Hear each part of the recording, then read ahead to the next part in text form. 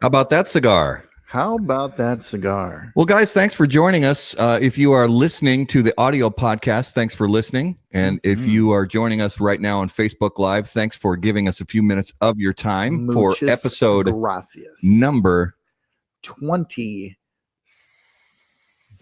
Yeah, say it. You're right. 27, episode number 27 of How About That Cigar.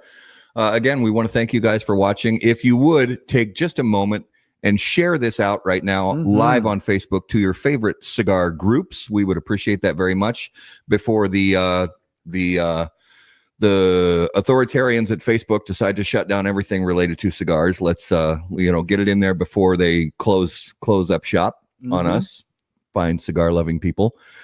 So Garrett, as always, the beginning of every show we talk a little bit about the Minnesota Twins, and there's good things to talk about. The Twins, I mean, they had a struggle, mid-season. They had a mid-season slump, but honestly, their magic number is 3 right now. 3. They are up on Detroit as we speak, and they're really playing well. They've still, they've got some guys who are, getting some rest from some more minor injuries. Fortunately, nothing severe.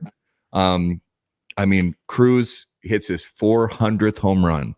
I know. I mean, that is it's so cool to see, see a guy who's been in the league for so long, finally hit number 400. That was a great, and it was a great home run too. It was like an upper decker. Crushed it. Yeah. So he's been doing phenomenally lately, and it seems like the bats are hot once again. They are. I don't know what's going on. I mean, I think our bullpen that's what our season's gonna, and that's what it's gonna come down to. Fortunately, the bullpen seems to be on an upswing. They seem to be doing a little bit better now.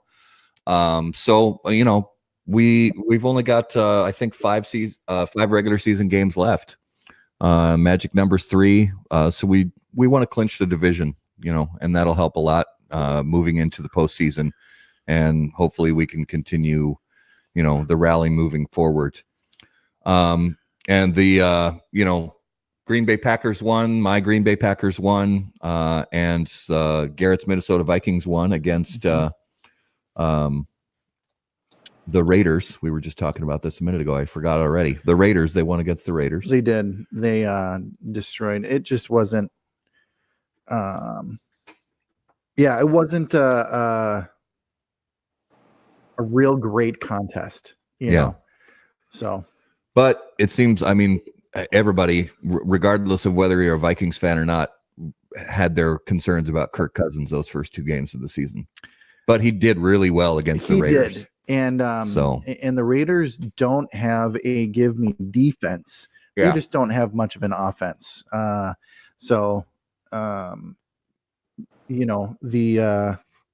Who knows at this point? I'm a Minnesota fan, so I will be optimistic until they are down by 2 points, and then I'm a pessimist. And then everything's horrible. Everything sucks. We're not going to win anymore. Yeah. So guys, again, we're grateful that you joined us on How About That Cigar. This evening, we have a guest that I've been excited to have on the show for a while. There was a big storm a few weeks ago, so we had to reschedule. But he was kind enough to get back on the schedule with us, and we are so grateful right now to be joined by Mr. Jeff Borysiewicz. Jeff, how are you doing this evening? Doing fantastic, guys. I'm glad we can make this show. Absolutely. Awesome. Thank you so much. So just really quick, check us in with, how everything is cleaning up now after, I mean, the storm didn't hit nearly as hard as it could have in your area. So how are things going now? Yeah, that was Dorian, the hurricane that scared everybody in Florida, but we got fortunate. Didn't even come on shore here, really. And, we were fine, but, obviously the Bahamas got kind of leveled there, but, and the bad part, it was so slow, and everything was closed. And like in Central Florida, it felt like for a week because we were in hurricane mode. But we got through it, no problem. And we're not out of the season yet, but we got lucky. Yeah, good deal. So guys, for those of you watching and listening, Jeff has a role in so many different facets of the cigar industry, and that's why I think it's so interesting for us to be able to learn from him, because Jeff's in retail, and Jeff also does farming and working with tobacco plants and tobacco curing and things like that. And Jeff also plays a big part, as much as he can, in helping with lobbying, legislation, and helping to prevent and try to reduce government overreach and things like that. Mm-hmm. So, Jeff, give us a little bit of sort of the chicken and the egg story, as far as what really came when it comes to the premium tobacco business. What came first for you? Was it, I mean, obviously as a consumer, but then was it retail, or how did you sort of get involved in the premium tobacco business? So in 1996, I started Corona Cigar, a business out of my house, and the genesis of Corona Cigar was a mail order catalog. So did that for 2 years. We had just the mail order catalog, and then we developed coronacigar.com. This was back in, we started in 96, and in 1998, we launched our website. And the technology back then was new. I mean, we're still using, old dial-up modems and AOL and all that kind of stuff. And we were one of the first stores to have what was called the secure socket layer. That was because before that, people used to have to email credit cards. And so we hooked up with a local company who's like, listen, we can put your catalog in your store online and have people do orders with their credit cards. And that was how we got into the online cigar business. Okay. And then shortly after that, like a year later, moved the business out of my house because it just got too big. And we opened up a very small brick and mortar cigar store in a town called Ocoee, which is just outside of Orlando. And then from there, before we really got into the big brick and mortar with cigar bars and the way people know of Corona Cigar today, we actually got into the making of cigars with certain factories. I remember this will kind of date this, but the first cigar factory I went to was in Costa Rica back when Tony Borhani and CAO made their cigars. Wow. Oh yeah, it was Tony from Bahia Cigars. That's right.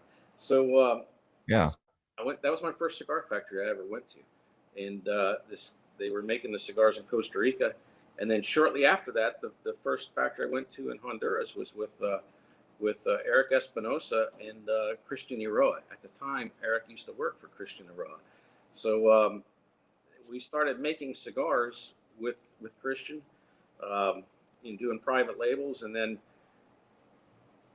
Oliva just opened a factory in Tampa, Jose Oliva and Gilberto Oliva, and then we started making cigars with them, and then next thing you know, we're making cigars with Nick Perdomo, and just everything just kind of grew from there. And I met a fellow named Kiki Berger. He's no longer with us, but Kiki Berger, his wife still has the Don Kiki cigars and Cuban Crafters. But I used to spend a lot of time with Kiki and with Jonathan Drew, and really just exploring Nicaragua from border to border. And I fell in love with the culture and brought that. At the time, all the cigar stores were very, very much like a country club, and leather furniture and jazz music, and just not real.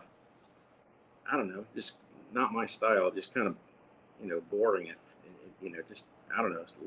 So I was like, the energy in a cigar factory is not boring. It's very high energy, and Latins and their music going and all this other stuff. And so I wanted to build a cigar store that brought that Latin vibe. And so we opened up the big Corona Cigar on Sand Lake Road in Orlando, with a bar, and I had all the furniture made in Nicaragua, and we loaded them up in containers and brought them over, and had a real authentic Central American feel. And the bar side of the business was an unknown for me, because we knew mail order, we knew internet, and we knew the retailing of cigars, but I didn't know how it was going to work with having the cigar bar side, because retail's all about how much you pay per square foot for your rent and how much revenue you turn off of those square feet. So, but the bar was a big success. It worked out very well. Florida just passed the Clean Indoor Air Act, where you couldn't smoke anywhere inside. with the exception of a cigar store or a cigar bar. And so it worked out well. And from there, we just replicated that concept. Each store that we built, I saved more money. I mean, there's no partners. I always joke that I started Corona Cigar. My partners were MasterCard, Visa, and Discover, in the bank. So each store, as the company grew, I was able to invest more money in each store and make them nicer and bigger. So today we have 3 giant cigar stores and cigar bars in Central Florida, and then we have the world's largest Davidoff store in Tampa, and then we have a warehouse that does all our shipping for the mail order and internet and distribution for our stores. So that kind of sums up the 20-year period, 23 years of retailing into about 3 minutes. Fantastic. Now, if I can have you go back, so you started Corona in '96. Yes. But what happened between X and '96 where you fell in love with cigars, or tell us a little bit about that? So my first cigar I had was at my younger sister's wedding. One of my cousins was down from Chicago, and he brought a 5-pack or something of Swisher Sweets, and that was like in 1992 maybe. And then I had a good buddy of mine that we used to go fishing with, and him and I just started smoking Prima cigars, and so I had a passion for cigars. I was running my father's automotive service center. Mm-hmm. At the time, I was an ASE certified automotive technician, and we had a real successful business. And so what's interesting is that, I went to University of Central Florida and got a business degree. But I can tell you some of the most valuable lessons I learned in business and in life was running the automotive center. It's a much more high-tech industry. Not only the computers and electronics and everything else involved in cars, but the industry as a whole. It's a very large industry that was had a lot of resources for training on how to run a business, and it's a difficult industry. It's very hard work, and time is money in that industry. I mean, it's the 2 industries that track time down to the 100th of an hour is lawyers and automotive technicians. And so, because selling your labor rate or your billable hours, whether you're a technician or a lawyer, it's all based on time. So there are a lot of lessons to be learned in that industry, and there's a lot of money behind the businesses that are in it. I mean, think about it.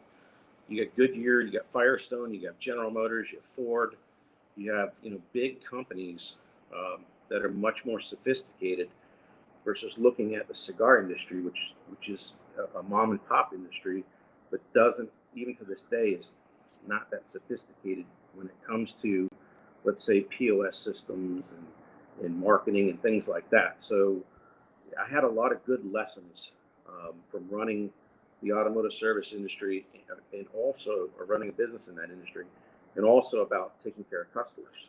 I mean, customer service is everything when you're dealing with the automotive side. It's word of mouth and referrals is key in that industry, and your reputation is everything.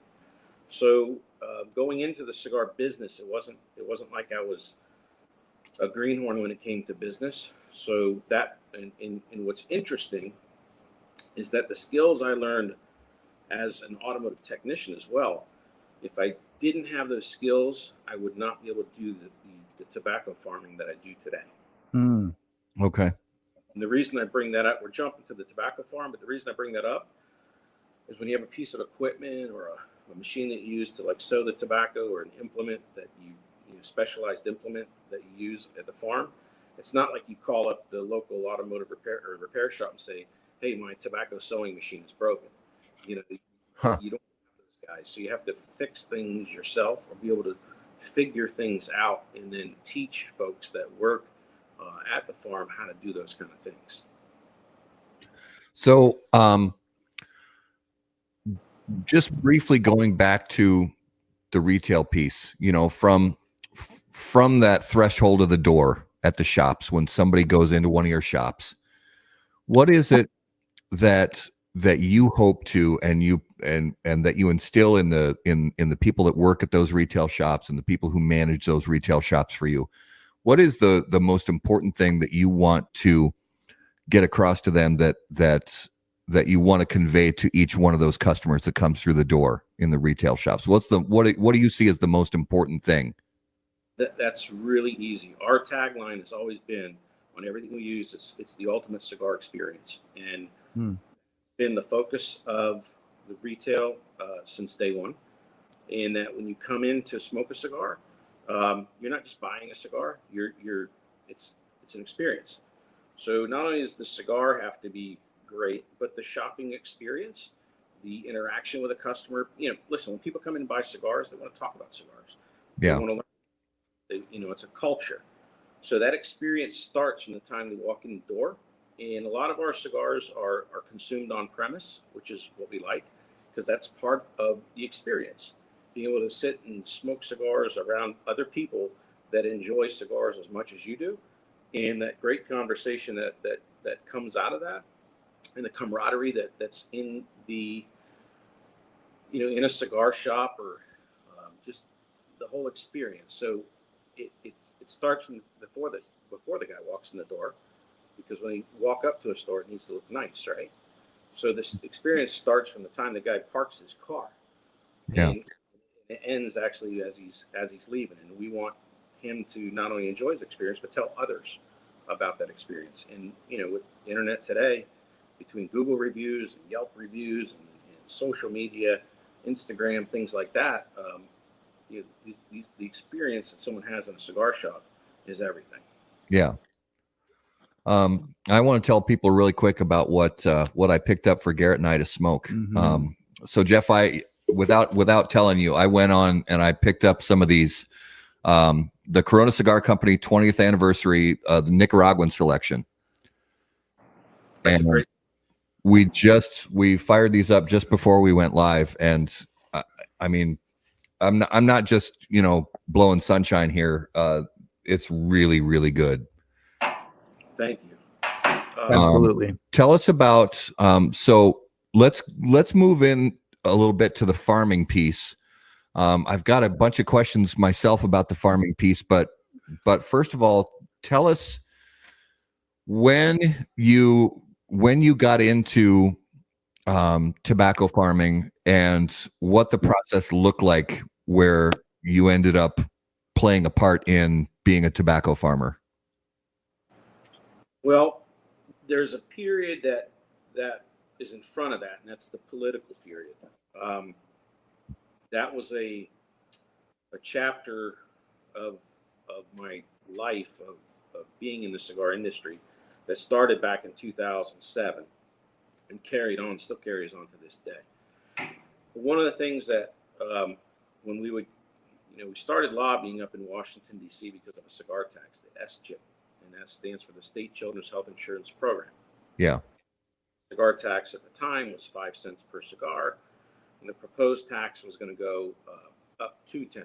That's what the cap. Sorry to interrupt, Jeff, but remind me, was that 2012? No, that actually started in 2007. 2007. Okay. The only thing that kept us in business was George Bush's veto. Okay. And they tried to override that veto too. It was very close. It was 16 votes that kept that bill as written from passing as is. And if it would have passed, basically probably 90% of the retailers would have been out of business overnight because it had a floor tax. Now, let me explain the floor tax to you. At the time, we had probably about 2 million cigars in stock. Now we're probably got, I don't know, close to 4 million cigars in stock. But let's just use 1 million cigars. If a store or a business had 1 million cigars in stock, and you had to pay the cigar tax as written, there was no cap on it. Or I'm sorry, there was a cap of $10. You would have to write a check for the tax on every cigar in your shop. Now remember, cigars don't turn quickly like a cigarette does. Mm-hmm. You go to a 7-Eleven, those Marlboros that you see on the shelf, they maybe have a week of inventory. A lot of cigar stores, the average in this industry is to turn your inventory about 3 times a year. So that means you're hanging on the inventory about 4 months, 4 months worth of inventory. Now, there's some stuff, for example, limited editions, we'll buy sometime a year or 2 years worth of inventory. Because when you come in the Corona cigar, we want to make sure we have those limited special cigars. So we'll have to, we have to front the money on that stuff. We have to buy it when they come out and buy heavy so that, you'll have those, let's say a limited edition Avo or a limited edition Davidoff that comes out. That's why we have those cigars, because we spend a lot of money on fronting that inventory. Well, and not only buying the product from the manufacturers, but also paying all the tax up front. That's right. So the manufacturer have to pay the tax up front, but then the retailer would have to pay a floor tax on what he had. Yeah. So when that bill went through, we were in the middle of building our downtown Orlando store, which is a very big store, very high rent, very expensive area. The build out on it at the time was a little over $1 million. We had signed the lease, and when you sign a lease for a retail space as a business owner, you have to put everything. You have to personally guarantee everything. So it means that if you default on that lease or you don't even open, the landlord will come after you, and you either have to face bankruptcy or lose the rest of your company as well. So it's a very risky move every time you do a high risk, high reward type of thing. Well, we had just signed a lease. We just signed a construction contract for over $1 million, and the bank had pre-approved the business loan, but they don't issue the money until the construction company starts to draw money as they build the store. So we just started that process, and that's when the S-chip came out, and it was so risky that SunTrust, who was our bank that had approved that loan, the underwriters called and said, we got to call that loan back. So I was in a pickle. When I say I was in a pickle, I was really in a bind. So that's how I got involved in politics and going up to Washington, D.C. and telling the story. And I would say 99% of lawmakers that we spoke to and told that story to, they were very, not only did they listen, and I don't want to use the word that they cared, but let's just say this was an unintended consequence. They did not mean for it to do what it was going to do. Because at the end of the day, they don't want to kill the cow. They just want to milk as much tax money out of it as they can, right? So we were able to get the floor tax removed on premium cigars. In the industry as a whole, we fought that and got the $10 cap to come down to, it's about 51 cents per cigar. It's huge. So one of the things that kept coming up, we talked about, we're at the IPCPR, the CRA, and everything else. We kept talking about how many cigar stores are in the country. And they kept asking about, well, how many tobacco farms are there? And the only tobacco farms in Florida, in the United States, are up in Connecticut. Florida used to have, but we don't have it anymore. They'd also ask about factories. At the time, there were only 2 factories, actually 3 factories in the U.S. that were still making cigars. You had J.C. Newman in Tampa. You had a company in Indiana that was making, it was some very small brand. I think they're out of business now. And then there was one in Pennsylvania that was making those Parodis or Denoblis. I don't even know if they make those there anymore either. So I saw a need for, if we could get a farm going back in Florida, because Florida used to do cigar tobacco. It was the second largest producer of cigar tobacco in the United States after Connecticut. And the last crop was grown in 1977. And this industry had been around since before the Civil War. So we knew that Florida, you could grow great cigar tobacco here. And so I had a passion for farming. I was in the Future Farmers of America in high school. And, and I loved, whenever I'd travel through Central America and spend time with, with Eduardo Fernandez, who's one of the largest growers in Nicaragua, or, Nick Perdomo or Christian Roa's dad and stuff. I always loved the farms. So I wanted to start a tobacco farm in Florida. And so that's the genesis of why I got into it. There's no financial reason to do it, because at the end of the day, you can't grow cigar tobacco for profit. It's impossible, because, listen, we're competing against labor rates in Central America that are, a little over $5 a day for farm workers. And here in the U.S., it's going to cost you, 40 times that. What it costs per hour for labor, plus the workers aren't as productive as they are in those other countries as well. So the idea for the tobacco farm was to bring back, in a small way, a long lost type of tobacco that can be blended into cigars and bring something back.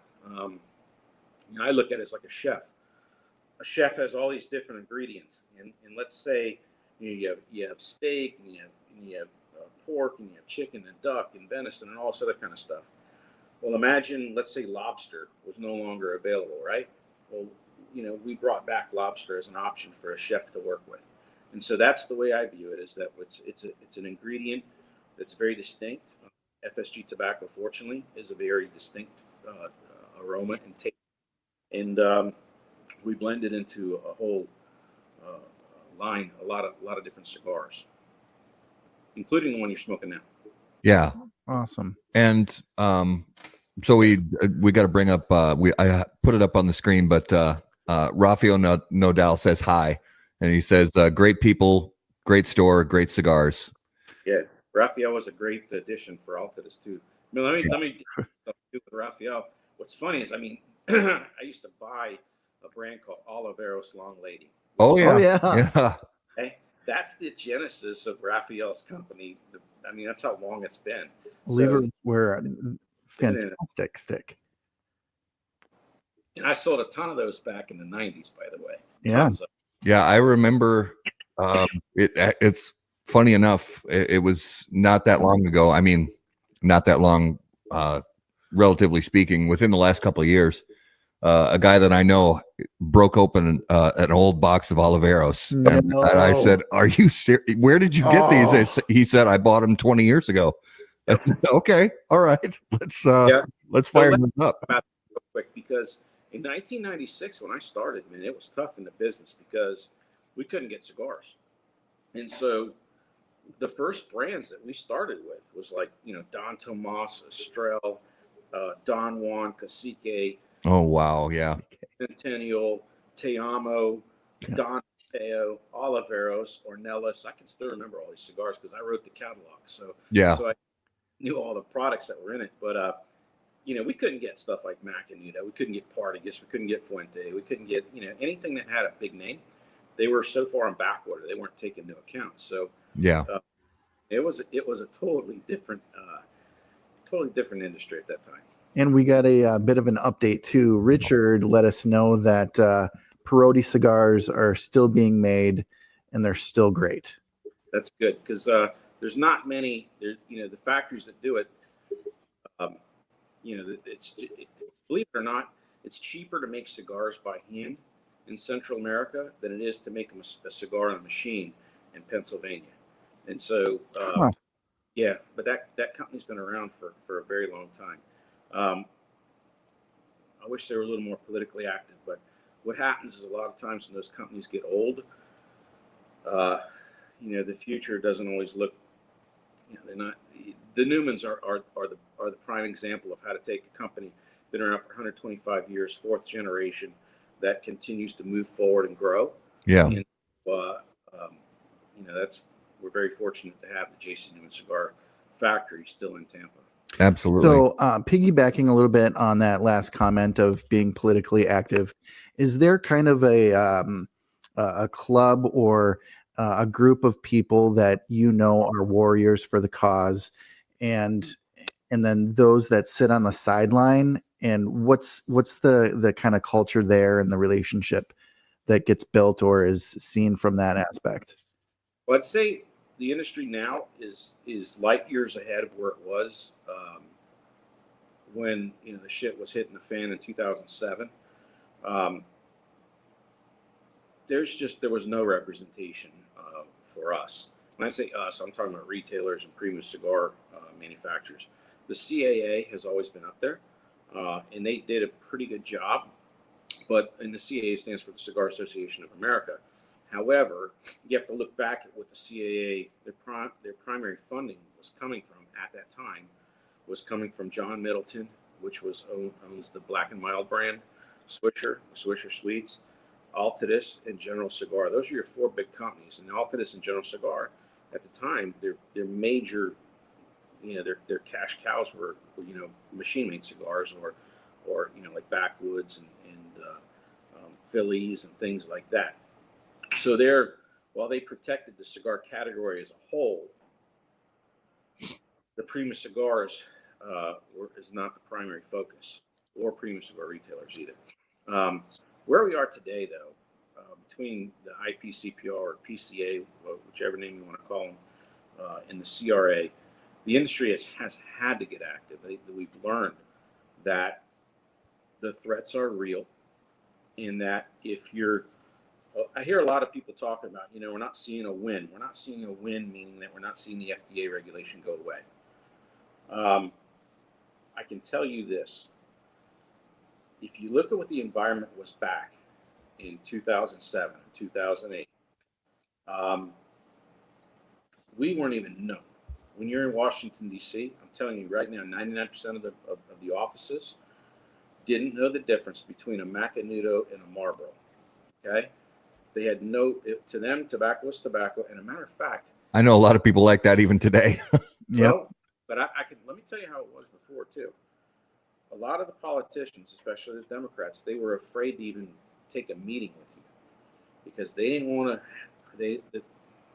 The anti-tobacco and health groups are so entrenched in Washington, D.C., that all of a sudden a staffer would make a phone call. Hey, some guys are here from the cigar industry. And, next thing you know, Tobacco Free Kids is getting a phone call, and American Cancer Society and all the health groups that were always attacking us. And so there were offices that wouldn't even take meetings because they didn't want anybody from the tobacco industry in their office. So we used to knock on those doors and meet with these people. And the whole point was, we know that those people aren't going to become supporters of our industry at all. But the point was to educate them on the difference, that if their true motive is to keep people from smoking cigarettes or kids from using tobacco products, we're not the ones that are in that realm of Right. the issue that they're fighting. So we're educating them and asking them to at least acknowledge there's a difference between a cigar shop with a lot of adults smoking premium cigars versus their issue that may be with, let's say, a Philly blunt or a filter cigar or other tobacco products. Yeah. So my point about the win is that I went from a situation of almost losing Corona Cigar Company because of the S-chip cigar tax to we now have a recognized voice in Washington where we're no longer always playing defense. Now, let me explain. Today, I learned that 7 or 8 Democrat senators, including Dick Durbin, who's the whip, which is the second highest ranking member of the Senate, he's always been a problem for us. They introduced a new tax bill that would change the way cigars are taxed and other tobacco products as well. But it would take essentially, they're talking $49.50 tax on a pound of tobacco. So if you say a box of Churchill cigars weighs 2 pounds, right, just for the cigars, that's $100 in tax. Okay? So That's unbelievable. That's right. So that's what they're proposing. Now, of course, we meaning the industry, will push back on that. It's not going to get any traction, but here's what these guys do. The only reason it's not going to get any traction is because the Senate is controlled by the Republicans. But that can always change. When I say change, it could be 4 years from now, it could be 8 years from now, whatever. Yeah. Well, those people do come to power. That's a bill that, they plant the seed now so that they hope in 4 years or 6 years or 8 years, they can make that change. So nothing detrimental has hit this industry legislatively, okay? The Tobacco Control Act, all this FDA stuff we're dealing with now, happened in 2008. As soon as Barack Obama took office, Nancy Pelosi was the Speaker, Harry Reid was the Senate President. Democrats had all three bases covered. So whatever they wanted went through. So since that time, and remember, we got the tax changed. No more $10 cap. We had 50-cent cap. And FDA regulation went through, but when it went through, cigars weren't part of it, but it gave the FDA the authority to regulate. And that's why we're fighting now, because, of course, what people don't understand is as soon as you give the opportunity for an agency to regulate something, trust me, they will get around to doing it. And that's what we're battling now. But you're not seeing anything crazy new coming out. You've seen a lot of delays. You've seen a lot of advocacy on it's just sending that message to Washington on itself. Yeah. Is important. So if we didn't have CRA, if we didn't have IPCPR or PCA working, and the retailers that go up there, and the manufacturers that go up there, and the people that make campaign contributions to folks that are fighting our battle for us, we would be in a much different situation, in a much worse one. Well, and so what we talk about a lot on the show and the website is focusing on cigar consumers, what they want to know. And also part of that is what they in a way need to know, just in order to you don't necessarily have to be, a flag carrying warrior for the cause, but at the very least, we want people to not make it worse. We want to make sure that people have enough education and enough information as cigar consumers. So when they're talking to friends who aren't cigar smokers, when they're talking to family members and things like that, that they at least don't make, don't compound the issue by having enough information that they can say, look, here's the difference between cigarettes and premium cigars. Here's the difference between this and that, and encourage their friends who aren't smokers, who aren't tobacco users of any kind, that it's just lazy and wrong to lump everything with the word tobacco into that same category. And here's why.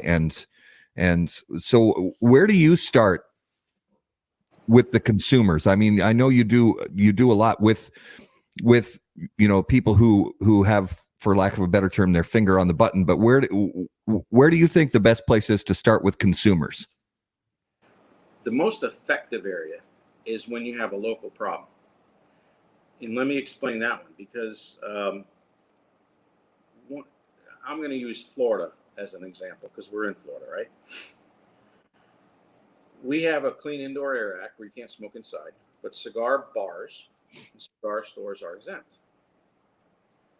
A lot of states and local, especially the local governments, whether it's a county or a city council or a county commission, they'll pass laws where you can't have a cigar bar, okay, or you can't smoke in a cigar store. That's indoor smoking is always controlled on a state level. Yeah.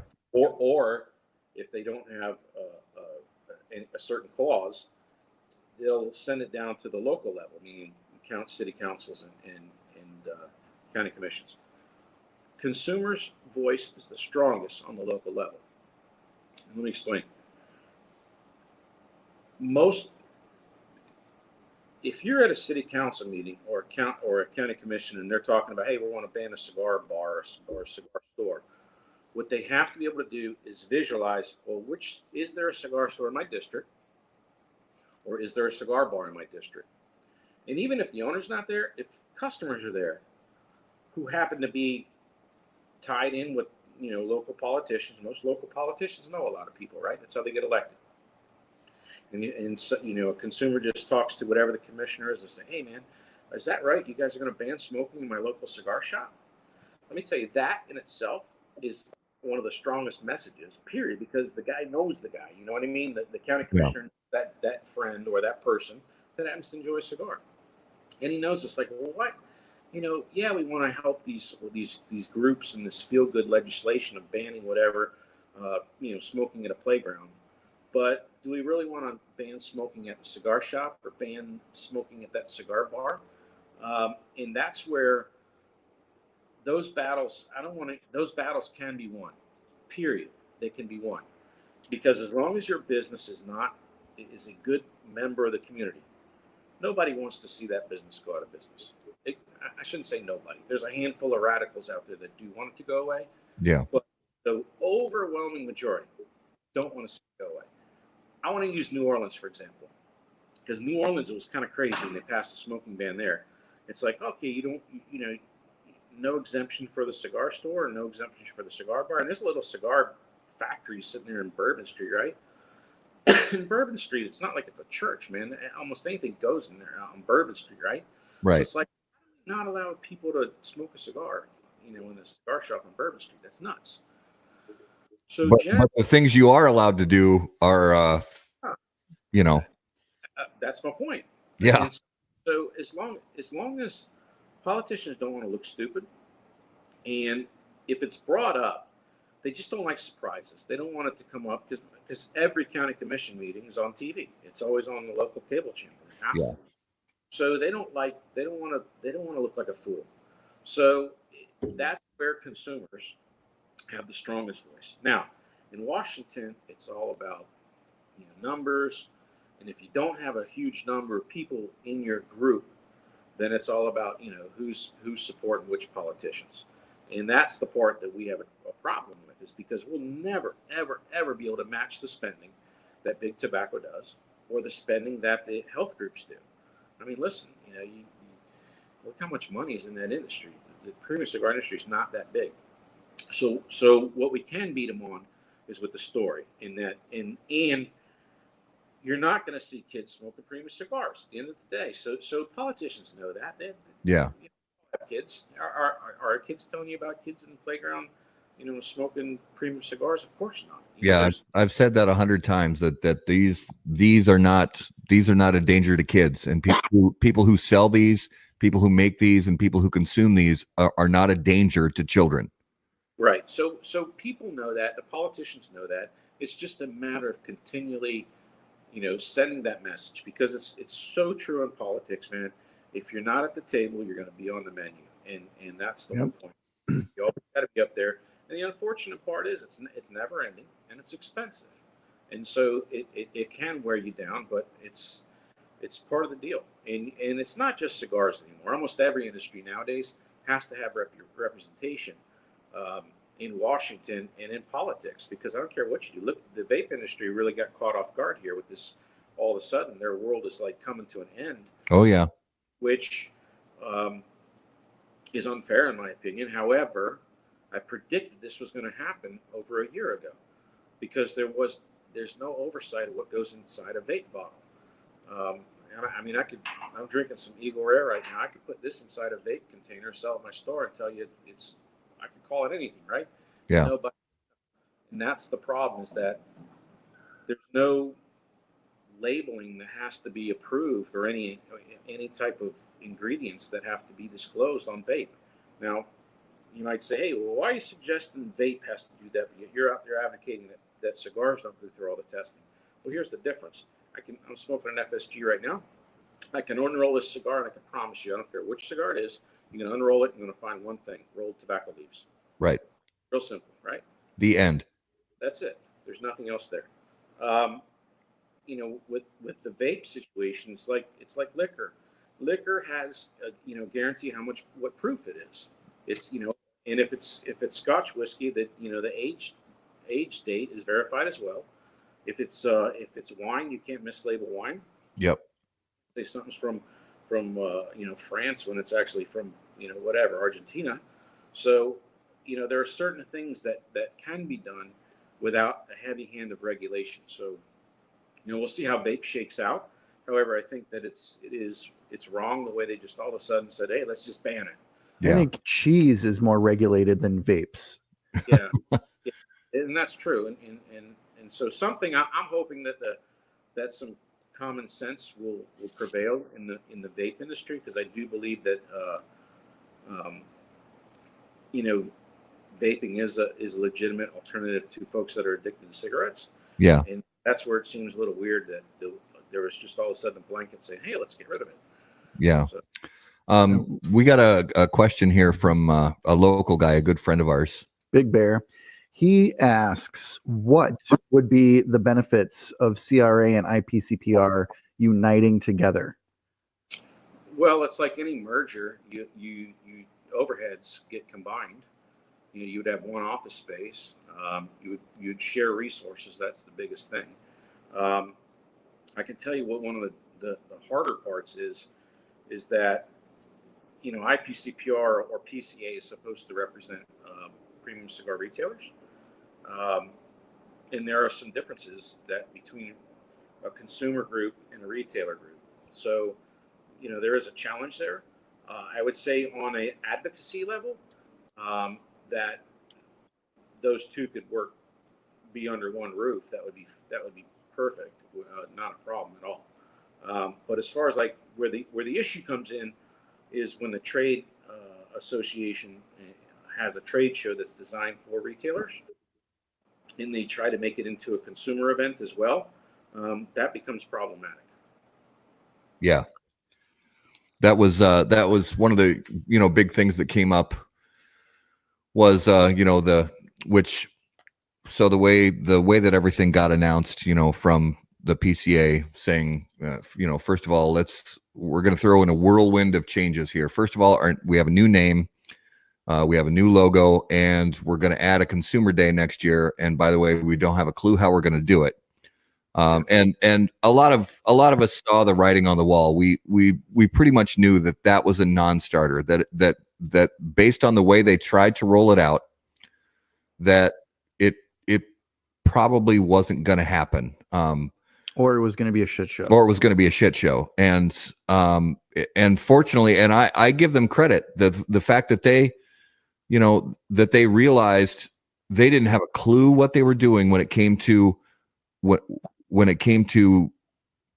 implementing a consumer day at a retailer trade show, focus trade show. Yeah. That they realized we can't do this until we really make sure we have every I dotted and T crossed. And so honestly, I say hats off to them for saying, yeah, we pulled the trigger on this too fast and we have to regroup. Yeah, so I understand why the whole reason they needed to do a consumer trade show was because they need funding. Right. Advocacy in Washington is very expensive. Lobbyists aren't cheap, and it's a never-ending bill. And then you have this lawsuit that's been filed with the FDA. That's just costing a fortune. So the industry is under tremendous financial pressure, fighting for the premium cigar industry in Washington. And so they needed to find a way to try and bring in some money. And they thought that the Consumer Day was the answer to that. I'm just a little surprised they didn't do more due diligence on this. And actually, I would, why wouldn't they bring in their biggest, buyers of booths and get their feedback on this and get some more feedback from other retailers and really, have a little more of a clear picture of the pros and the cons of doing it. So that part was, they fumbled the ball on that. Let's see where it goes in the future. Yeah. But I do recognize the challenge for sure. Yeah. So going back a little bit, I'm curious about what the process looks like for you when you work with some of these cigar manufacturers, some of these cigar brands to integrate FSG tobacco into some of their blends. There's Drew Estate, there's Davidoff, there's and now JC Newman. Tell us about what that process looks like for you as far as the cultivation of the tobacco, the selling them the tobacco, the blending process, the collaboration process. What does that look like? Well, being in the business for 23 years or whatever, there's certain manufacturing partners, I like to call them, that we've been doing business with a long time, and we know how their factories operate. We know how their companies operate. And so there's a handful that we wanted to work with, and there's only, there's not a whole lot of FSG tobacco to go around. So we work primarily with 4 different factors. And the blending of the cigar, it's not much. When you blend FSG into a cigar, you're blending another tobacco component into the cigar. So the process of creating that blend is similar to doing other cigars, with one caveat. The factories had to learn how to work with FSG. When I say work with, at the farm, what we do is we cure tobacco. So when you take tobacco from the field and it's green, and you sow the leaves and hang them in the barn, that process from the leaves turning green to brown is the curing process, and that takes about 4 months, let's say. After that, the tobacco has to go through a fermentation process. The fermentation process is done at the factories that make the cigars. So when you ferment tobacco, if you're fermenting, let's say, Connecticut broadleaf, or Connecticut shade, or Cameroon tobacco, or Nicaraguan Ligero, or tobacco from Jalapa that's a little thinner, none of those tobaccos are fermented exactly the same. Each one is a little different. You might put too much water on one, put too much heat on one, too much time on one. You can ruin tobacco. So, because really, fermentation process is a controlled compost, is what it is. And so, yeah, build up. They're constantly checking the temperature in the middle of the pilons every day. If that tobacco gets hot, they got to break it down and break the pilon down. And so, there's a lot of oversight that's required. And if you don't, you have to learn how to do that. Now, no one's ever worked with FSG. The very first crop went to Drew Estate, and there was a learning curve on how to ferment FSG tobacco. We learned that our tobacco does not like any water applied to it. It needs to be moist. You have to moisten tobacco when you ferment it. But sometimes you'll see, if you ever in a cigar factory, they'll have hands of tobacco, and they'll be shaking them underneath a mister and getting it wet. You can't do that with FSG. Now, you can do that with broadleaf because it's real thick and can handle it. So there's a learning curve on how to handle FSG and how to bulk it up. Once the factories understood that, then you have tobacco that's fermented, and then you can make cigars with it. So there is definitely a learning curve on how to handle that tobacco. So that process is a little bit different. The actual blending of the cigars, FSG carries a unique flavor, and the good part is it's a dominant flavor. When you blend it with a cigar, you can taste it. So there's certain tobaccos that you put it in there, and it can override other tobacco flavors, and so it's a great leaf to work with, because if you had a leaf that you couldn't taste when you put in the cigar, what's the point of growing this anymore if you can't really taste it anyway? So we're really fortunate in that, and the people that we make cigars with Drew Estate or J.C. Newman or Davidoff or Aganorsa, these guys are experts. Yeah. We're dealing with rookies. We're dealing with guys that really know what they're doing, and they're a pleasure to work with. Yeah. And I'm curious, actually, and I know the cost of cultivating and growing is already exponential where you're at, but have you ever experimented? Have you only ever done 100% sun grown, or have you ever experimented with growing under shade in Florida? Always sun grown. Okay. The reason that there's two things. Shade is very expensive to put up on a farm. So when you see a shade farm in Connecticut, that you have to put poles up, and these are big poles, by the way. Then you have to run cables across like a checkerboard pattern over a field. Yeah. Then you have to put cheesecloth on top, and that cheesecloth, you get a bad thunderstorm or tornado, it tears it all up. So you got a lot of extra cost to do it. You got extra labor involved. You got extra risk. The other thing is that shade. What happens is Connecticut shade got destroyed by Ecuador, because Ecuador looks like Connecticut shade, and the consumer can't tell the difference. And the manufacturers keep calling cigars Connecticut when there's no Connecticut tobacco in it. So we didn't want to fall into that trap. So that's why we stayed with strictly sun-grown. Now, in the history of Florida tobacco, there was shade and there was Cuban seed sun-grown grown in the state. The shade farmers were up in Quincy and Havana, Florida.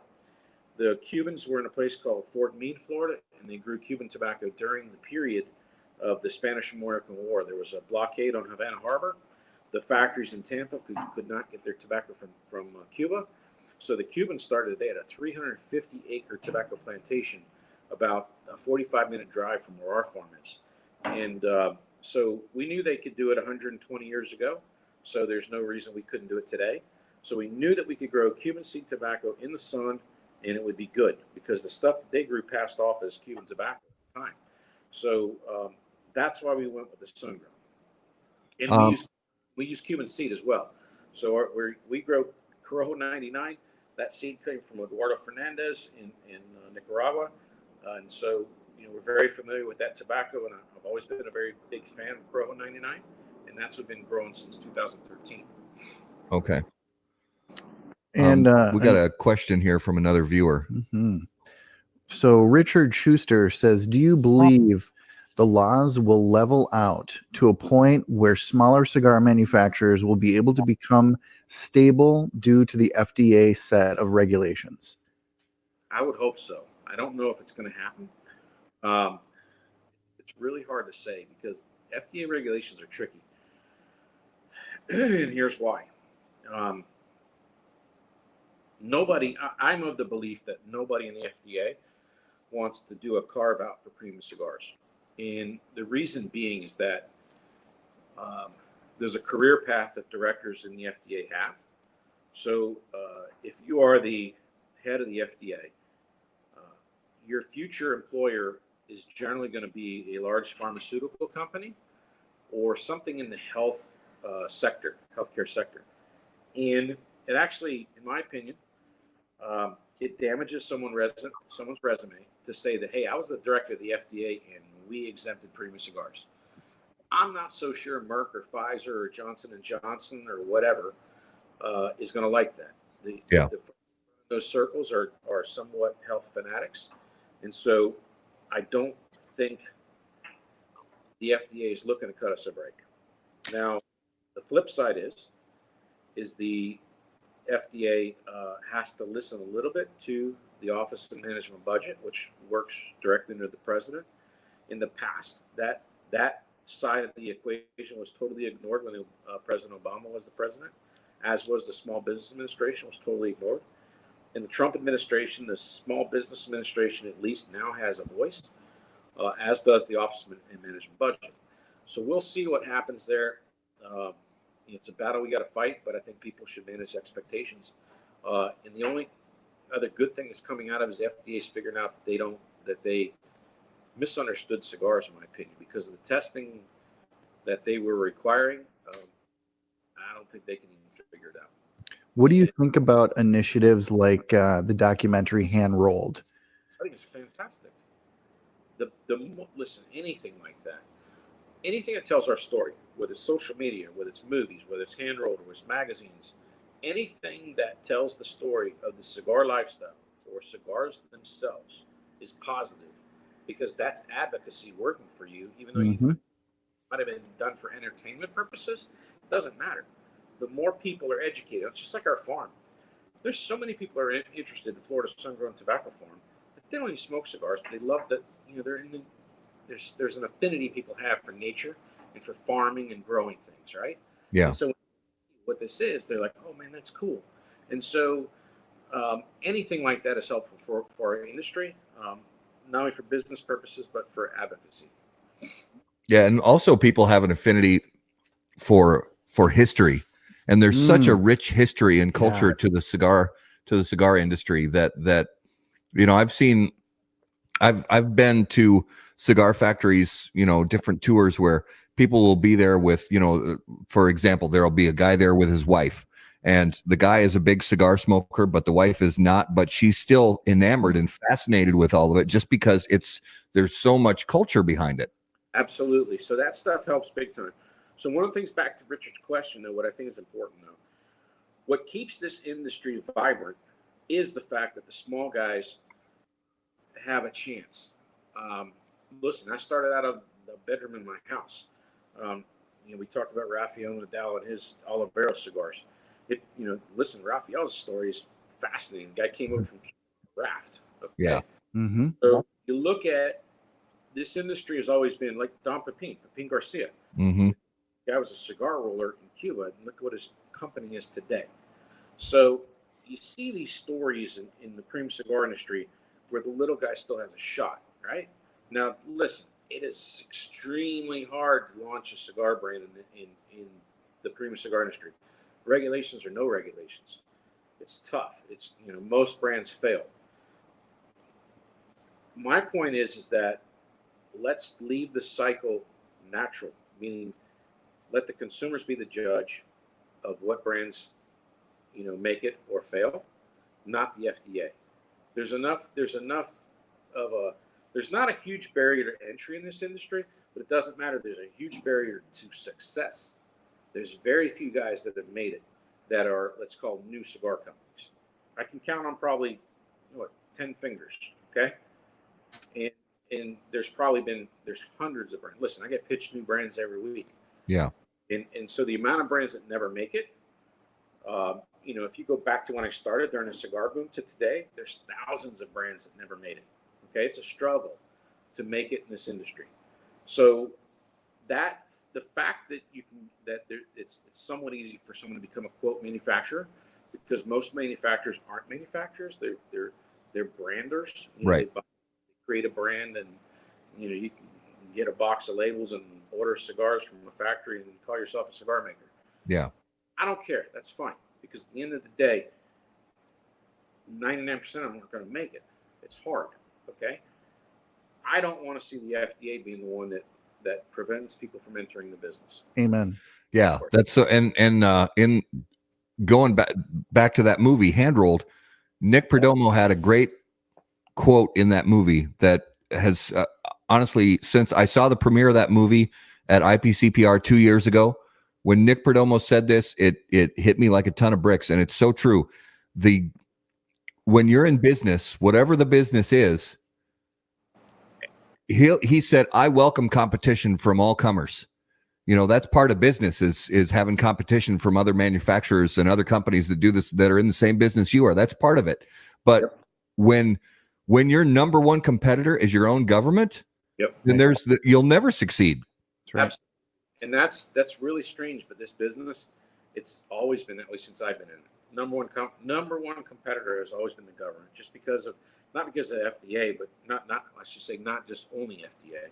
But remember, when you're talking about smoking bans, and I mean, we had a situation in Orlando. The Orange County Health Department tried to ban smoking everywhere, inside, outside. Cigar bars illegal, everything else. So when you face those things, it's like business is hard enough. You don't want to be put out of business by 7 guys on a county commission meeting at 10 o'clock Monday night, and people are watching Monday Night Football or Dancing with the Stars. These guys are passing some rule to put you out of business. And that's the reality of what goes on. So I'm 100% agree with Nick on that one. And hopefully, in the end, I think this FDA stuff will work out. I'm just an optimistic person. But I don't want to say I have, rose-colored glasses on. This is going to be an expensive, long fight, and we'll deal with it. Yeah, absolutely. Jeff, we're going to shift really quick. We do a couple segments every week, just to kind of lighten things up a little bit. We talk about a useless fact, and then we talk about Garrett fills us in on a interesting ways to die. It's so let's start with useless fact of the week. So the Exxon Valdez oil spill, if you remember back in the day, and it, I honestly can't remember when it was off the top of my head. I want to say it was 89, but I honestly can't say for sure when it was. Say 90. Yeah. But it was a massive oil spill, and there have been more since then. But this one really kind of blew me away, and I've learned when I do these useless facts that I have to check my sources, because I'll get different answers from 10 different websites. You know how the news is today. But so every year 16 million gallons of oil runs off into streams, rivers, and eventually oceans, and that's more oil than was spilled by the Exxon Valdez. Can you tell me the source of that 16 million gallons of oil that runs off into our oceans every year? Is that crude? No. That's processed oil? Yeah. Holy cow. Is this in America? Yes. Fish oil. Nope. Nope. Ooh. We're talking Processed black petroleum. gold Texas tea oil. North Dakota. No. First off, yeah. you believe that that's 16 million gallons is flowing off? Because listen, I've driven across the country twice, crossed a lot of rivers and streams, and haven't seen oil slicks on any of them. Right. Exactly. But this one blew me away every year. So I'll just throw it out there. Alaska. And it's not from one particular state. It's from the whole nation. So from all of the United States, 16 million gallons of oil runs off into rivers, lakes, and streams, and eventually ocean, just from. Oh, I got it. Hold on. What is it? Rain on the asphalt going in the storm drains. That's exactly right.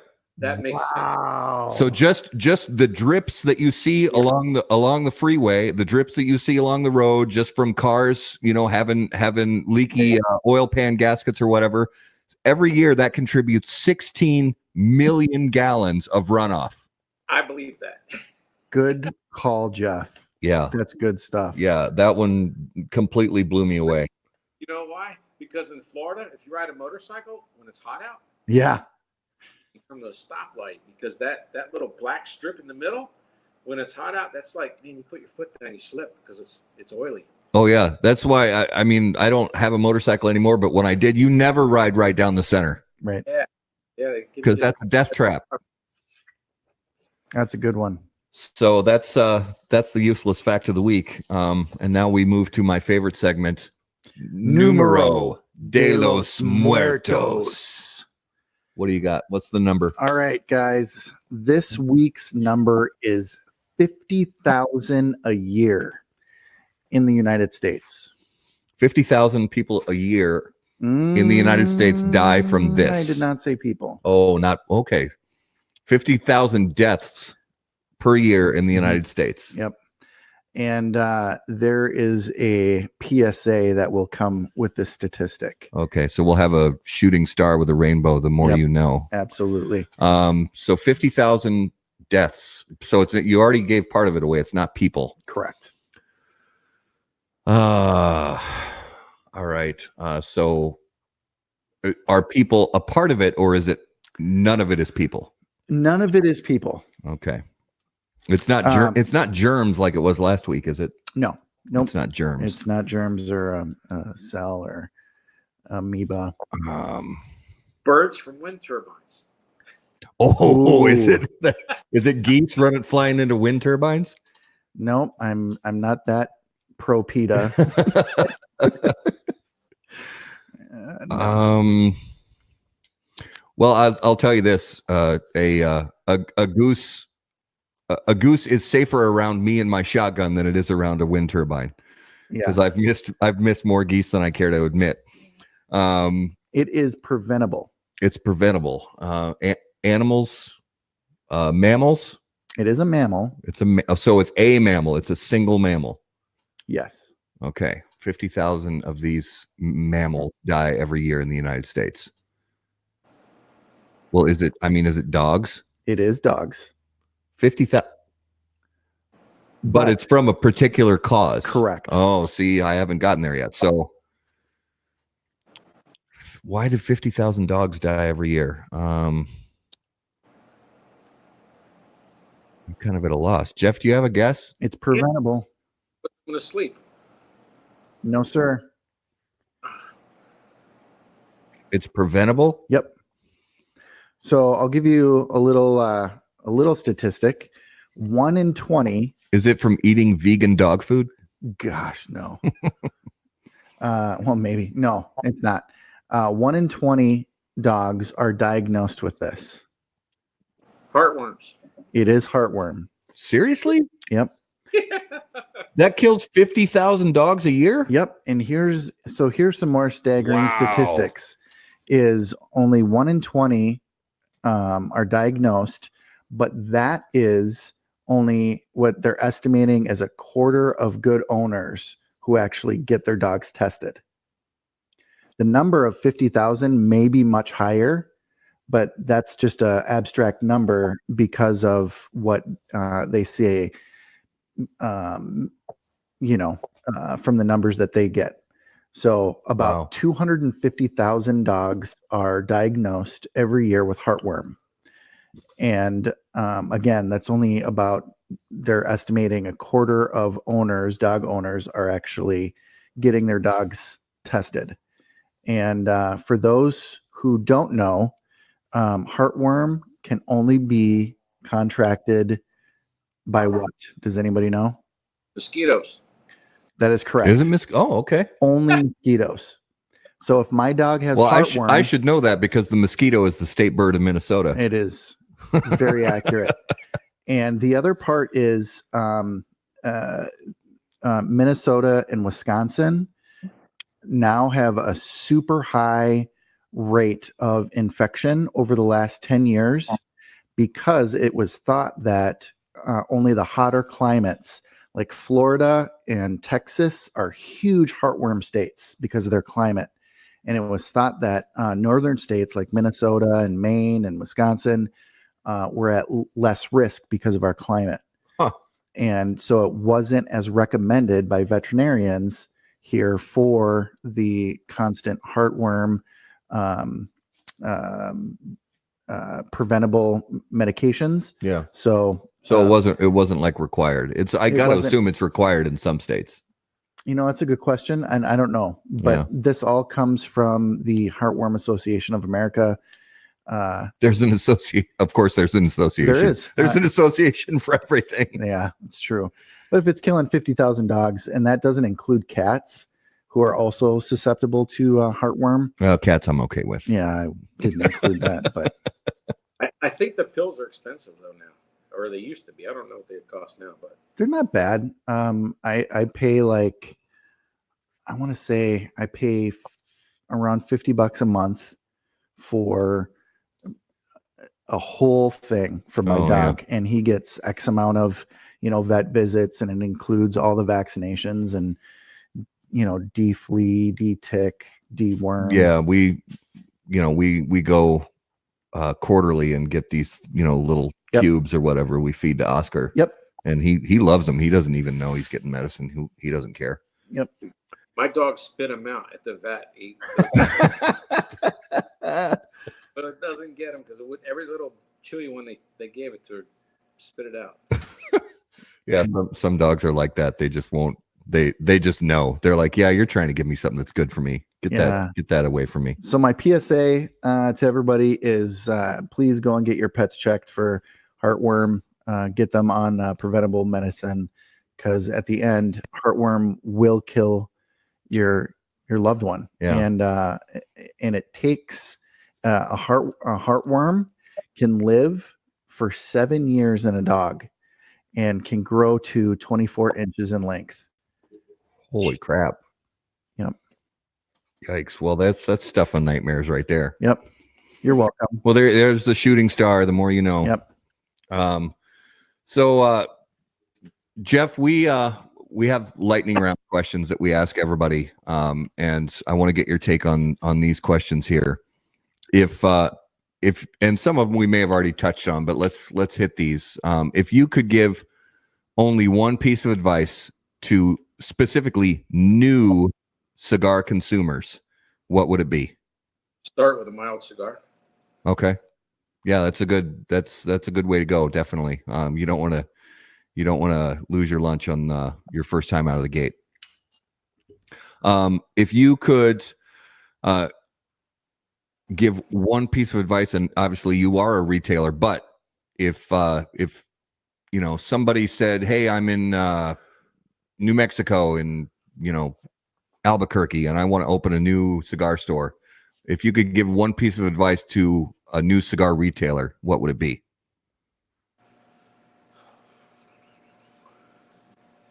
Location is extremely important, and take your time and do your due diligence on choosing your location. Yeah, that makes a lot of sense. I mean, it's not much different than, buying a house, a residential house. Location is key. Very. So if you could give, and we've touched on this a lot, just from the standpoint of organizations and legislation, but if and I know you do regularly give lots of advice to these organizations, but if there was only one that you could give to the PCA, what would it be?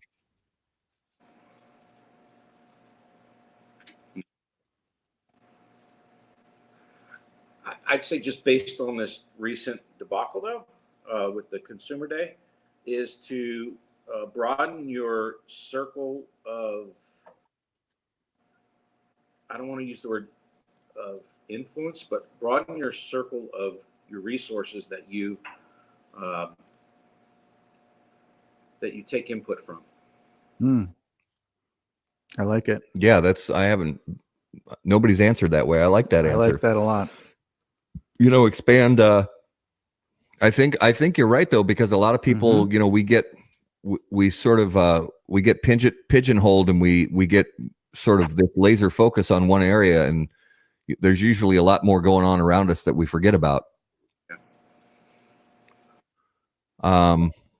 So yeah, that's good. That's good. Let's quickly go to notable smokables. Jeff, we rattle off 2 or 3 cigars that we've smoked in the last week that were interesting or something like that to us. So feel free to jump in here. My first one that I smoked this week that was that I had never tried before. There was at Ramsey Smoke Shop. There was a Black Label Trading Company event at the Ramsey Smoke Shop, and I had not tried the. They call it the Santa Muerte Barrio Santo, and it's an event only cigar. And let me tell you, that cigar. Garrett and I talk about this all the time. I'm not bothered by strong cigars. Cigars that a lot of people say, oh my gosh, that cigar is really strong. I don't even feel it. But that cigar, I felt it. There's a lot of strength and depth and richness in that cigar that I genuinely, when I finished that cigar, I felt like I just had a glass of whiskey. And it had that, that warm feeling that you get up there, and it was not for beginners by any stretch of the imagination. I had a 888 Lancero Illusione. Oh yeah. Oh gosh. You know how you smoke a cigar you knew was good, but then you forgot how good? Yeah. That was that experience. Yeah, I'll have to pick up some of those. I haven't had one of those in a long time. I hadn't either, and it was fantastic. Jeff, anything coming to mind you tried recently that kind of piqued your interest? Yeah. The CBD infused cigar that I don't even know how to say it right. Jasum Crawl. Yeah, Jasum Crawl, Risty Ristevsky. So we brought those in, and people were actually surprised that I brought them in. The 10 or the 100? Both. Okay. And I brought them in because they're unique, and I know that there are people that are curious about CBD, and the fact that it doesn't have any THC or any hallucinogenic properties.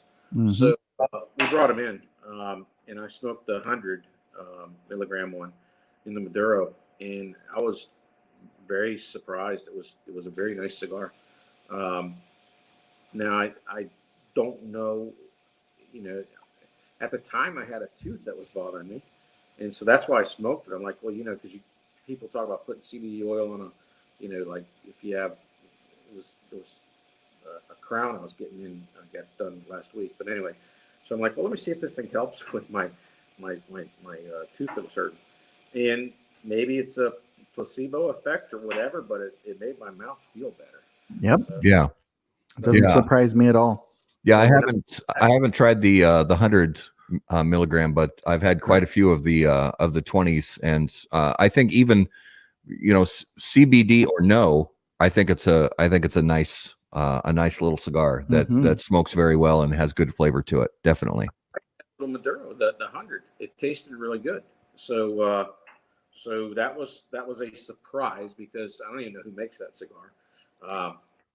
And so it was good tobacco that was in it, because a lot of times, there's people that will put stuff in a cigar, and the tobacco that they made the cigar out of is shit tobacco. And I don't care what you have shit tobacco, you can put anything you want on it. It's still gonna, if you know what good tobacco should taste like, Yep. you're still gonna pick up that bad tobacco. Yeah, And absolutely.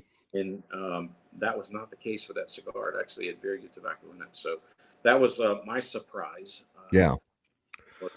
And it's kind of weird because I haven't had a lot of surprises in cigars in a long time, it seems like. But that was a surprise. Yeah.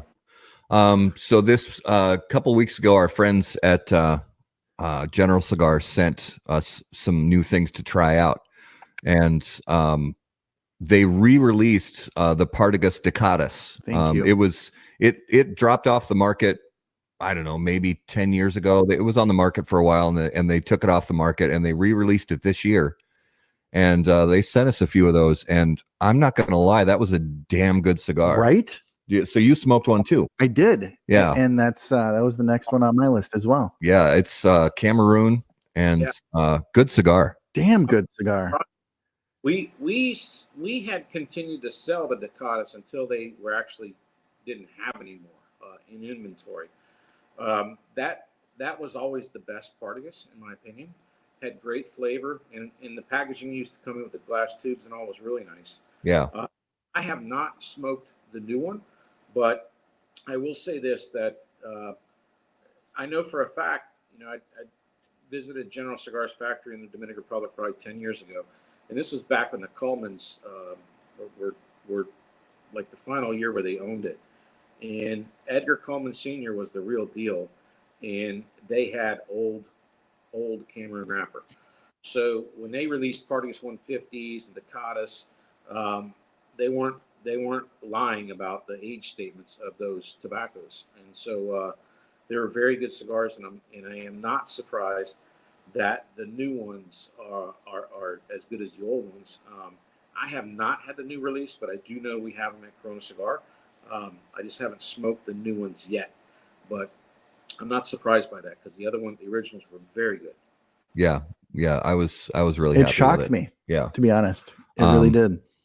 Would you have another one, Garrett? I do. And my last one is Matt and I were fortunate enough to go to the release party for the new CAO Vision session, whatever. Yeah, session, and got to spend some time with Ricky Rodriguez, and he had gifted us one of his new pre-released CAO V19s. Yeah, and that's another cigar that shocked me.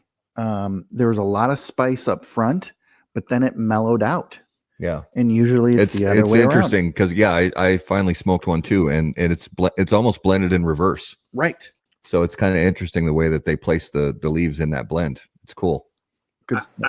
I had that, but I had the session, and I didn't care for the session. I thought it was, the session I've only smoked one, and we smoked it at the event in a room that was just so crowded and so hot and so completely clogged with smoke that it was at the end of the day, like our 8th or 10th cigar of the day. So that's the only one I've smoked. They did send us some more, and I need to give it a revisit before I give it a final verdict. Yeah, I haven't had it again. Quite strong, and that one was a little harsh for me too, the session. So but Rick does a good job. A lot of the my favorite CEO would have to be the original Maduro, the box press one that hardly sells. Yeah, discontinued. But we'll see what that other one is he gave you. Yeah. And it's interesting that you brought up these people earlier, but I had already had this on my list. I was fortunate enough to be able to visit their factory last year at the Nicaraguan Cigar Festival in 2018, and I smoked the K Habano by Karen Berger. So Kiki Berger's wife, he passed away in 2014, and she kept things going, and I was fortunate enough to be able to visit that factory and meet the people there and meet her. And they had some of their cigars in the commemorative box that came for attendees of the Nicaraguan Cigar Festival. And I hadn't smoked any since I got a couple at the factory tour, and I took this out of the box. I think it was just yesterday, and it's just a really solid cigar. It's a nice 6x52 box press, and just flavorful, properly constructed, just well blended. You know, a cigar I would happily go back to again and again. I'm glad to hear that. Kiki, like I said, it was like one of my best friends, and I remember when him and Karen started dating, and she is a real angel, and I mean that as in a true angel. Kiki was on dialysis; his kidneys were failing and stuff, and she gave one of her kidneys to Kiki. Yeah, and he stuck around with us for many years after that. So that's a pretty selfless act right there. And, yeah. So I'm glad to see that the factory's still going and all. When I back then, man, Kiki was making Cupido cigars. I don't know if you remember those. They had a heart on it, little Cupid cherub on the band. Yeah. Small back in the old days, but Kiki always made really good cigars. Yeah, and it was so great to meet them, and be standing in the middle of that factory while she told their story. And everybody, it was just amazing. Not only them, she lived through it, and other family members were there, but honestly, even just us tour goers were there on the tour. Everybody was getting choked up by the story. It was just a really warm moment. Good people. Yeah. Jeff, is there anything else interesting that you've had this past week or so, or I'm still going through a lot of there's a lot of cigars that get sent to me that may or may not be introduced. So I see a lot of brands before they come out, but I don't always know if they are going to come out. Yeah. So I got to tell you that I smoke more FSGs than anything, though. That's like I smoke one of those every morning and every afternoon on the way back from the farm too. So that's I've been pretty much going through that. I had a couple new cigars in the last 2 weeks. I don't want to say the names of them though, but I was not impressed with them. We'll see. But anyway, well, it happens. Yeah, it does. But I was Like, hoping that they might be better. But now, are you farming 365? no, but we do have operations going 365 because between the tobacco and then we raise cattle too. So we did the cattle, beef cattle, as a way to keep the farm a 365 operation. Okay. Because otherwise, when you're done with tobacco, you'd have to get rid of every employee at the farm. You need to keep a few people around. So we do beef cattle as well. So we got a lot of irons in the fire there. yeah. Sure. So before we close out, Jeff, just give everybody another sort of closing idea of where they can find out more about Corona Cigar Company, more about Florida Sun-Grown Tobacco, and more about some of the legislative stuff that's going on. Well, the best thing for legislative stuff is make sure you're on the email from Cigar Rights of America, because they keep you up on it. And if you're on Facebook, make sure you're following Glenn Loop, because he's always posting stuff that's relevant to that. As far as FSG goes, the American has been shipped to retailers, select retailers, mostly the higher volume Diamond Crown stores got them. So that cigar has made its way across America, but in a very small way. So if you see that on your retailer shelf, pick that up. It's 100% American tobacco that's used in the cigar. Our wrapper is on that cigar. It's the only cigar that has Florida Sun-Grown as the wrapper. It's handmade in Tampa, and everything is made in America, from the box to the bands to from the cellophane, 100% American made. Our wrapper on it, Connecticut broadleaf and Pennsylvania broadleaf in the fillers. So that cigar, if you see it on your retailer shelf, pick it up. There's not allowed a lot of them. There's only 2 rollers that roll those cigars. So very small production. Yeah. If your store FSG is limited as well to what's called the diplomat accounts, so the traditional FSG cigar, the ones with the green band on it, has a little bit of a shine there, cellophane on it.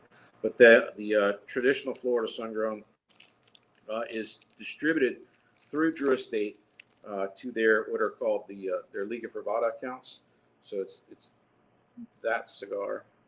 Okay. Mhm. Yeah. All right. So that's the one that's sold to the Drew Estate Liga Privada accounts.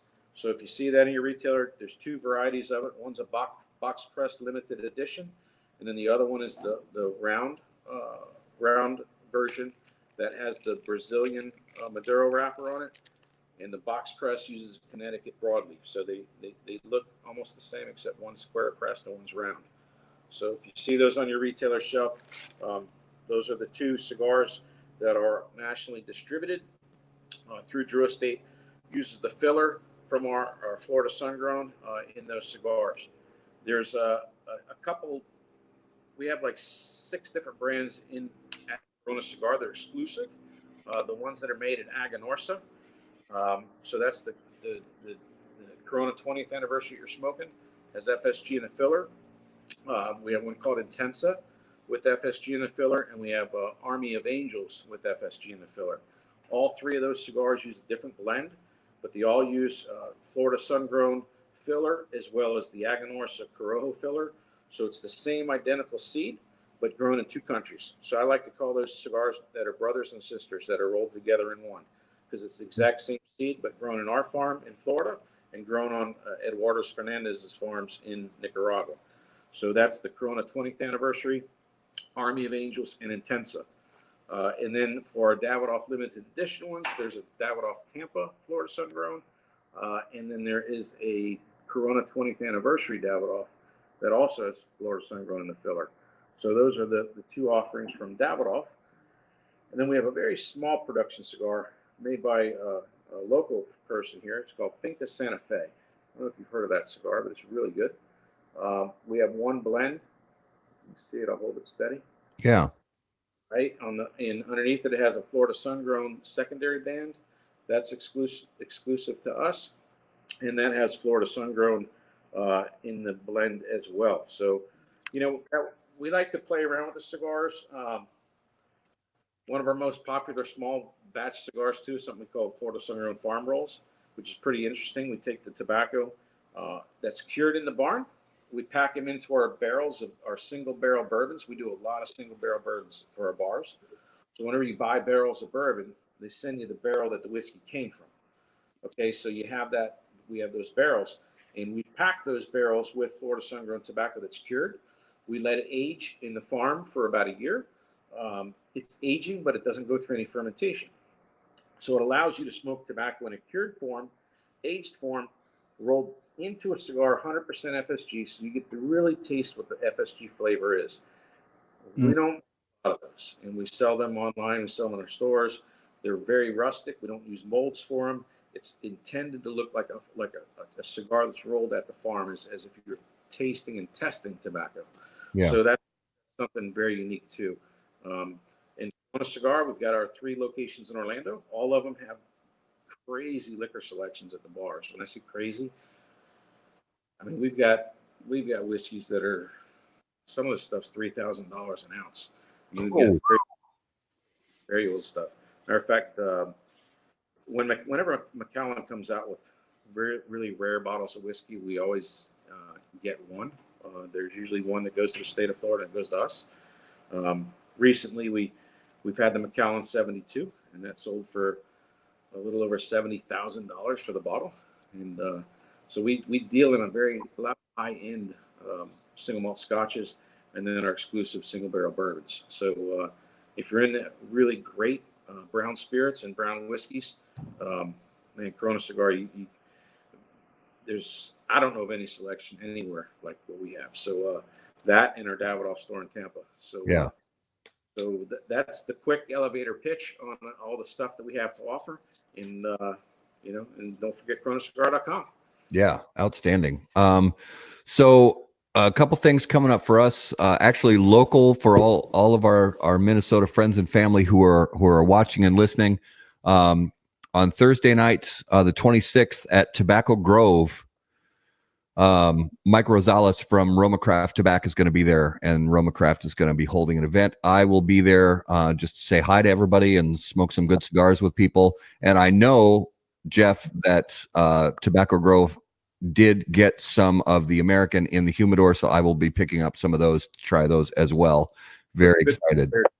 Good people at the store. Yeah. And I want to give a quick shout out and RIP to Carl the Cuban Ruiz, for any Food Network junkies like myself out there. Carl passed away this last week at the age of 44, who was a dynamic chef and personality on the Food Network. So just a RIP to Carl and his family. Yeah. What did he pass away from? Do you know? They're not saying, but what it looks like is maybe sleep apnea, heart attack. Yeah. You got apnea, get it checked, man. I sleep with a CPAP every night. Yeah. Yep, me too. That's tough. I mean, 44. I mean, right? Get just hug your families and tell everybody you love them. Yep. Pretty much every day.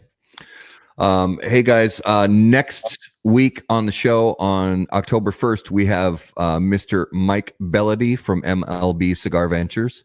Very excited to have him on the show. And the following week on October 8th, we are going to be lucky enough to have I'm sure it's going to be a crazy fun conversation with Juan Cancel and Bill Ives from Cuba Riqueño, otherwise known as Protocol Cigars.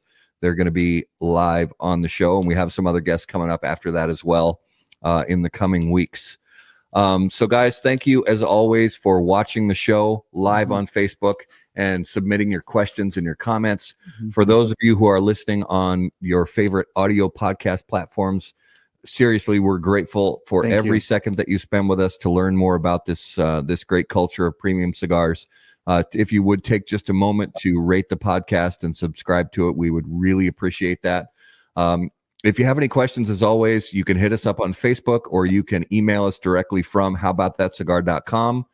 Check out the new content that's up there. And as always, until we see you next time, burn cigars, not bridges. Take care, guys. Thank you.